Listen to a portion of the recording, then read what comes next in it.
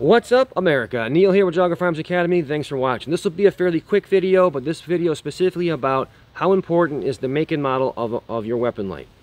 So let's get started. So I get this question from time to time about like what's the best brand, etc., etc. Obviously, Streamlight and Surefire are the two biggest dogs in the block for sure. No question about that. They both make extremely great products. I tend to lean towards Streamlight. I don't, just because maybe that was the first one I ever got. I don't know. But I like Streamlight products, but of course, Surefire is also very good. The TLR1 is probably hands down the most popular light on the market. I don't think there's any argument there. This one happens to be the HL, the higher output. Really, that is here nor there for me. Now, there's some up-and-comers like Olight, for example. Here's an example of an Olight that's new to the market, but so far has shown to be reliable. I haven't had any serious issues with these. When they first came out, you know, we tested them for Olight, we froze them overnight and then chipped them out, and they still worked. Now I've got some time on it because I've used it on duty as well, and we'll talk about types of light here in a second. But so far I found them to be very good light. I don't like the actuations on some of them as much as others, so let's get into that. First and foremost for me, what's important to the light, other than of course being reliable and durable, is how you activate it. The drawback I have with Olight and any other light that does this is they're momentary. So if I hit my paddle on the Streamlight here, as long as I hit the left side, whether I hit it for a split second, I hold it down, it doesn't make any difference. It's always momentary. On an Olight, for example, it's only momentary if you hold it down for longer than a split second. Like if you just tap it like this, it's going to stay on, and I don't like that. I want a light that's always in momentary. Now if you wanted to, on Streamlight, it'll lock on, okay, on the other side, but I want a momentary only, because sometimes I just want to flash a light just for a second. I can get that snapshot of a room, and again, we're taking in context of what you're doing with this light. So I am in a lot of buildings where there could be somebody in there, and so I want a snapshot of that area, and I don't want the light sticking on and then I'm moving around and I'm messing around with it. So I like the controls. Also, the Surefire X300 has a push, the activation tab. You push it forward and it's always momentary. I love that. Both are very good. Oh, Inforce as well. I do have an Inforce I run on my CZ. Again, same kind of drawback. It's easy to actuate, but it doesn't have that always momentary, which I really, really like about that. So as far as that's concerned, that's the deal.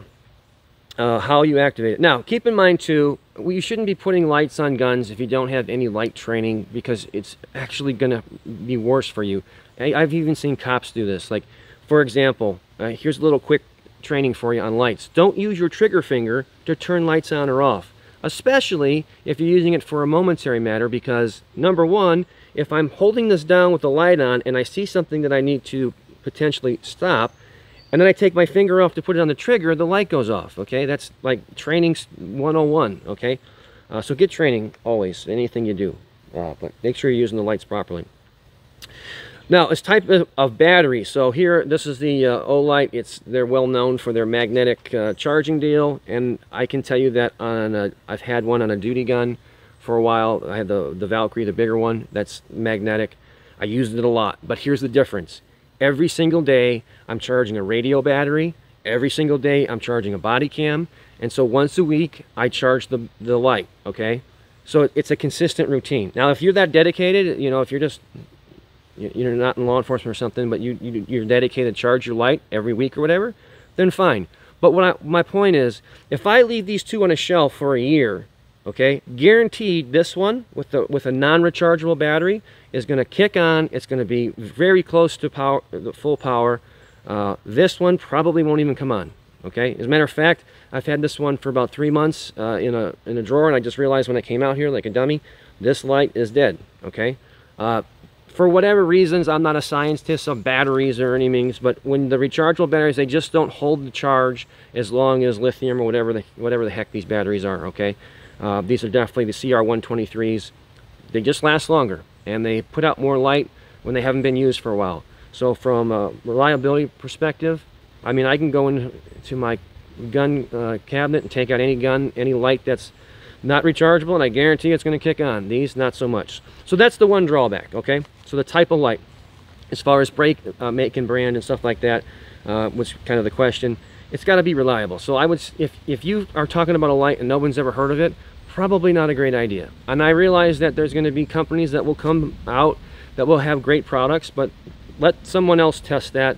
And after a few years of hard use, if those lights make the test of time, then cool. But right now, I trust Streamlight, I trust Surefire, Enforce, and then Olight's pretty solid so far, and they're the newest one on the block. So as far as making them out, the other thing is, how much light do you need? Right, I've made a video on this. You can absolutely have too much light, again, based on what you're doing. So if you're going to be in a small environment, a lot of apartments, small rooms, you can definitely have too much light, especially with mirrors and shiny surfaces. So you got to consider that. Like the HL, I wish this was less bright, to be totally honest with you. I like the regular TR1. Now, if you have it on a rifle and you're protecting property or something like that, or patrolling property, whatever the case is, or there could be great distances, then I get it. Yeah, brighter, better, okay? So think about that in size. Also, the most important thing is you got to have a holster that's going to hold all these, right? So, for example, I got a student of mine. He has a brand new SIG M17, and he has a SIG light on it. I can't think of the name of it now, but there's not a lot of companies that make holsters for it, right? So you put a TR1 on there, and you can do whatever you want. In fact, Omnivore, through I'm not saying that's the greatest, but just for a training holster, that Omnivore will connect to the TR1, and you can put any gun you want on there. You know, so getting custom-made holsters and stuff like that, it's important. You get a light that's compatible, that's well known. Okay, so that would be the other factor in that. All right, guys, well, that's the lowdown from my opinion, from my training experience on lights. As far as weapon lights go, obviously get training above all else. Make sure you know what your equipment can do and what you can do with it. Other than that, you know where to find us here on YouTube. Of course, we're on Facebook, on Instagram, and we put all our A-list stuff on Patreon. If you're watching this video now, we're making another video that we're not going to publish on here just for Patreon. So they always get twice as many and super secret videos. Until next time, remember, it's always better to be judged by 12 than carried by 6.